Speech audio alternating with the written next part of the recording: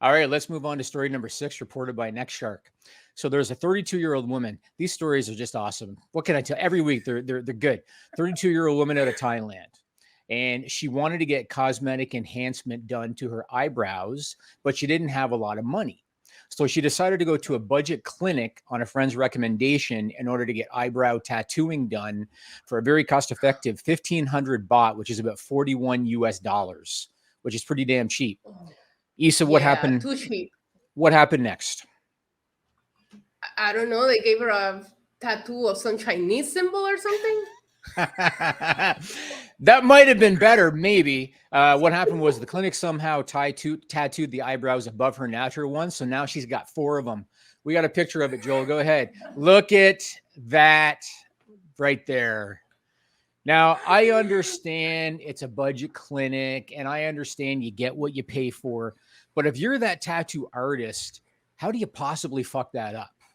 Like, how do you fuck that up? Even though she got it done on the cheap.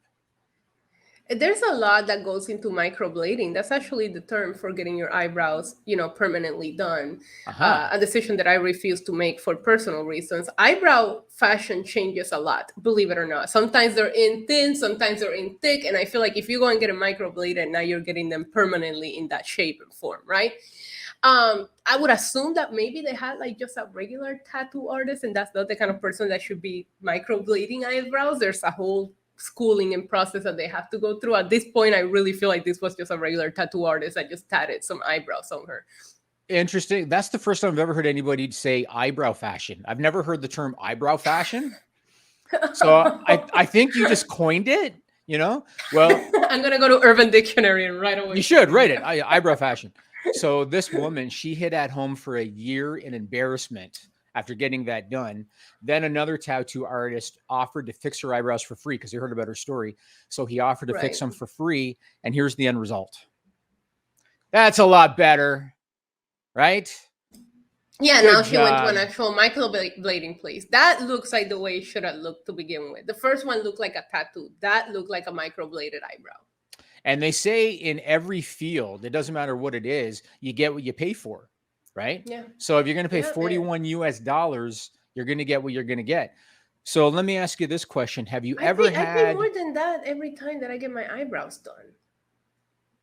And they're not Probably, well, microbladed. yeah, of course. I mean, she is in Yeah. Thailand, but Well, let me ask you this question: have you ever had any kind of self-improvement treatment or procedure done that didn't exactly go the way that you thought it would? It could be anything that didn't go the way you thought it would. I mean, my most of my stories, I'm very particular with my skincare routine, anything like that. So I don't cheapen out on that. So I would say piercings will probably be the ones that have given me more of a headache, and I do consider that some kind of enhancement, right? Yeah, sort of. Yeah, yeah. Yeah. So piercings have always been my nightmare.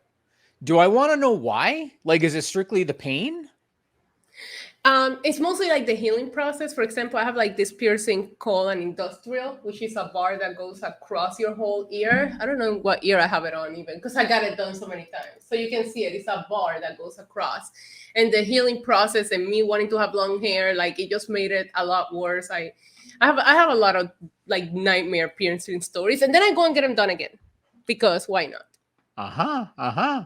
Fascinating. Yeah. Well, I'm glad that that's the direction that your answer went because otherwise I didn't know what kind of shit I was stepping into here. Let's go to story number 3, reported by the Times of Israel. You can relate to this one. I know you can relate to this one. And so something tells me you're going to defend this guy. This is what's going to happen. So there's a 35-year-old man out of Israel, and he was arrested after he posted a video on social media of himself driving recklessly down the streets. And these were narrow streets that he was driving down. Isa, what was the guy doing that was causing him to drive recklessly? Was he on his phone? That's a good answer. He put his dog on his lap and he had the dog steering the wheel. We have video of this courtesy of Con News. Look at this guy.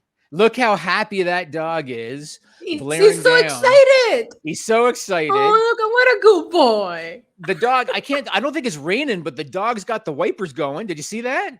He had the Yeah, wipers going. my dog does that.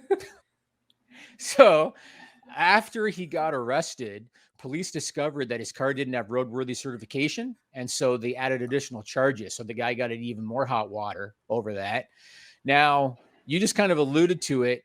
I believe that I have seen pictures of that dog right there in a similar situation. Is there anything that you want to admit to, Isa? I've done this safely, but I've done it. When I sit in the car, so Roman is a very needy dog. As you can see, I have to do the podcast with him on my lap sometimes, otherwise he'll just bark nonstop. And when we get in the car, he's picked up this love for car rides, which I didn't know he had because I didn't drive in New York, right? In Puerto Rico, you need a car. But every time I get him in the car, he sits on my lap and he puts his two little paws on the wheel, and I'm still driving. I have controlled the car, you know. But yeah, I've done this, and I didn't get pulled over necessarily, but a cop was like stopped next to me here in Puerto Rico at one point, and they were like, you can get a ticket for that, and I was like, okay, I'll pay it.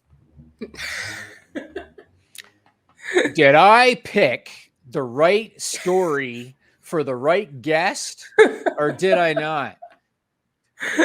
Yeah, I'm a very good dog mom, but I'm the worst. Like, he's spoiled, he has no manners, but he's my baby. So if he wants to drive, I'll help him. So here's my question for this one, and I'm almost scared to ask this question because I don't know what direction you might go with this, but I'm going to ask it anyway. Have you ever been in a situation in which you or somebody else was in the driver's seat of the car, but they weren't the ones steering it? Yes, I've been in the passenger seat steering for someone. Okay, and why did you have to do that? Because my sister needed to finish her makeup. We wanted to look good. Okay, I got it. So your sister decides she's probably going down the freeway, and your sister decides, oh, shit, I forgot to finish my mascara. Isa, do you mind? Is that what we're talking about? Yes, because when we got to the restaurant we were going, they have ballet. So it's not like you have time to park and do it in the parking lot. We were going to have to get out and go in. So you can't go in unfinished. When you put it the way that you put it, it does sound horrible. When you see it from my perspective. I just don't want you to, crash. You know what I'm saying? No, we were driving. There was traffic. Like, we weren't driving that fast. But so I'm a great passenger side like steerer. I think once again we have learned that this podcast has become a 30-minute public service announcement, and we're basically saving lives today. That's what we're doing, Isa. We're saving lives today.